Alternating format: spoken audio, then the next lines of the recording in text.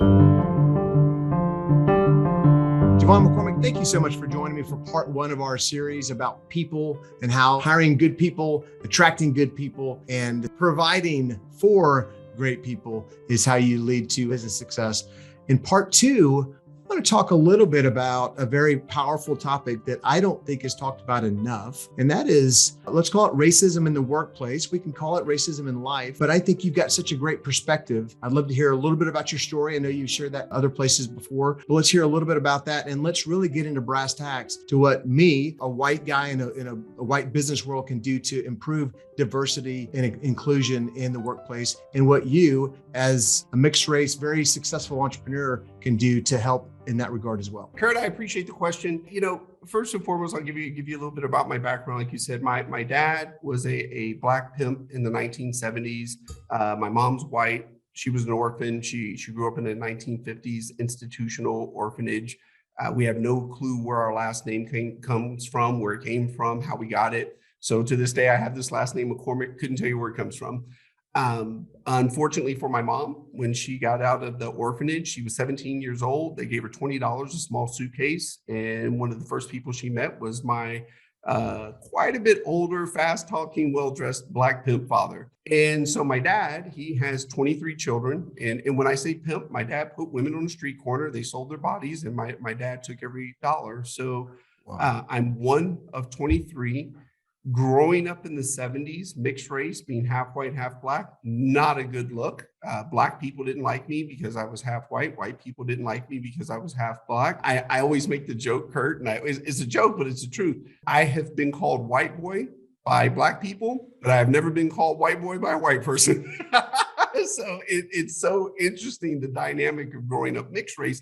But it's been a blessing because I've got to see both sides of the world, how it operates, how people treat me, which for me was very critical in going into business, especially now with the culture we have, because I saw what it was like to stand in that welfare line and watch that lady spit in my mom's face and call her a nigger lover. And it was so mind blowing for me, even at 8 years old, because I'm like, wait a minute, you're in the same broke free line waiting for a handout as we are, but because my mom had a child with a black man, you look at us differently.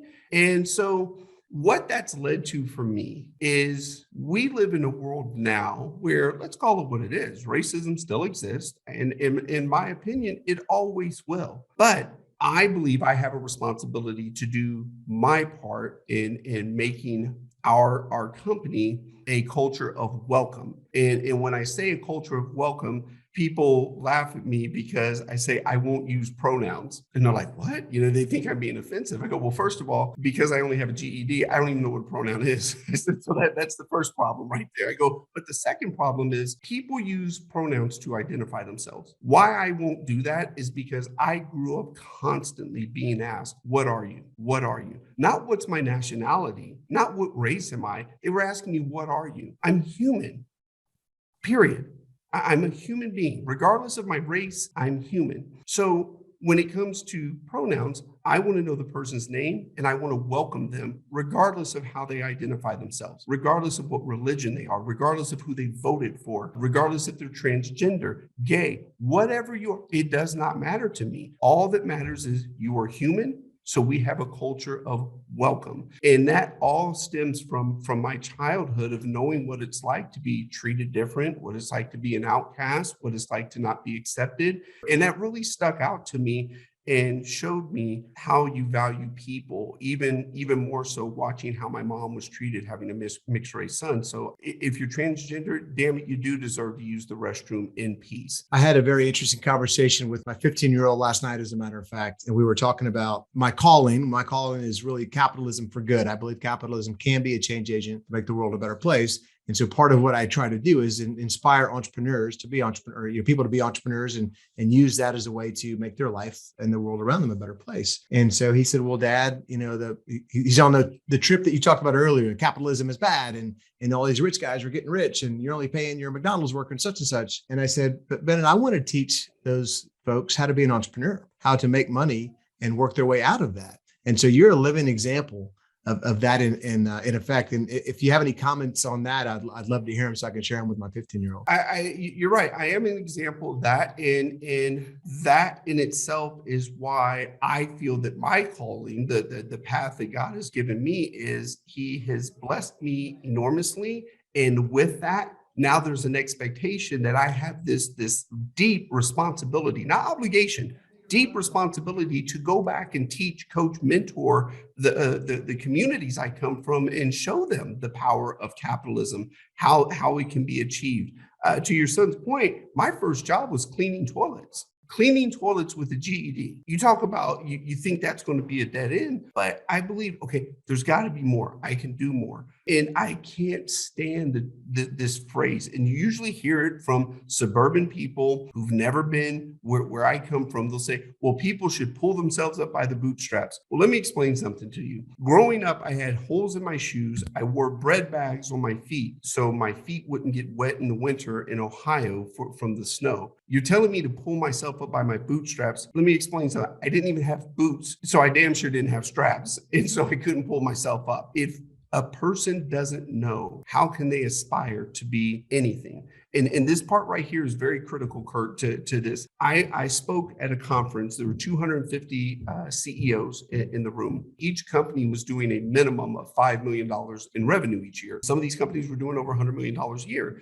So I start off my speech and I said, okay, who in this room knows how to perform brain surgery? Of course, no one raised their hand. I said, can anyone in the room build and launch a rocket? We got any aerospace engineers or any rocket launchers? And no one raised their hand. And I said, see, we don't know what we don't know. Unfortunately, for the communities that I come from, there's just a lot of shit we don't know. But it can be taught, it can be explained. And here's the real key to all this. We can teach, we can coach, we can mentor. I can't force you to do anything. But the problem is, we're not even doing the teaching, coaching, and mentoring and showing people what's possible so they can make the decision to go execute to achieve that in their life. JeVon, earlier you said that you didn't like the acronym DEI. Let's use the full flipping phrase, diversity, equity, and inclusion. Talk to me a little bit about that. We've made it easy to say, not because it was a mouthful, it's because it's hard. When you say diversity, now we've got to talk. Are we talking about people of color? Are we talking about transgender? Are we talking about gays? What are we actually talking about when we say diversity? So now we got to dive into some tough conversations for some people. What we've done as a society in breaking it down to a little acronym, DEI, is we've taken away the hard meaning behind it. Diversity, equity, and inclusion. And so many of these companies have gone out after the George Floyd thing. They hired a chief diversity officer, started using pronouns, and implemented some DEI initiatives, and they think they won. Diversity doesn't have a finish line. Like the game's not over. You didn't win. So it's nonstop. Diversity should be a part of your culture. Equity should be a part of your culture. Inclusion should be a part of your culture. Should not be a separate initiative waiting for someone else to head it up. So I am a business leader that watches this podcast. So 2 questions. What can I do to improve diversity, equity, and inclusion in my workplace? Number 2, I know there's benefits to having a diverse set of thoughts and people around the table. Tell me a little bit about the benefits that these folks would see if they do it right. Recently, you saw the whole thing going down with the NFL and that there's only one black coach. So I put a post out on LinkedIn. I said, okay, the CEO of Wells Fargo said there's not enough black candidates and applicants, but the NFL only has one black coach out of 32 teams, and you've got 70% of the NFL is comprised of black men. So you're going to tell me that of all those black men that have played the game over the years, that there's not enough candidates? Highlighting things like that really sting, because now you're standing there and you're going, oh, no excuse on this one. We're just completely in the wrong. And so if a business leader's listening to this right now, I'll give you something small to start with. And this is sometimes an unbiased thing that people do. Sometimes it's a biased thing that people do. Quick story, Kurt. Early in my career, I'm 50 now, early in my 20s, I was trying to get on people's calendars.